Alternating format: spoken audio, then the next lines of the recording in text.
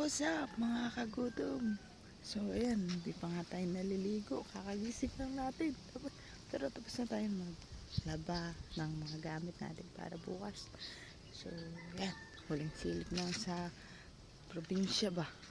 Probinsya! Ito probinsya. Ang daming puno, ang daming bukid.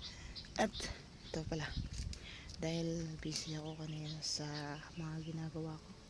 Ito, kakain ako ng tada! KFC nga pala to. Chicken. Tikman natin kung anong pinagkaiba nila. So ayan. Habang nakatingin ko sa layo. Ayan. Siyempre, 1 week tayo mawawala. Tabako lang ito.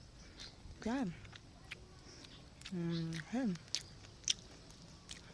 New experiences again. New journey. And then, let's see. Mga susunod na araw. Pero ang sarap. Maalat pala. Hindi ako nakakuha ng gravy. Kasi mamamapak nga lang tayo ng pagkain ba. Mamapak lang tayo ng pagkain. So ayun. Hindi ko alam kung kailan ulit ako kakain ng chicken. So ayun lang. Ay susunod lang ulit mga kagulom. Bye bye.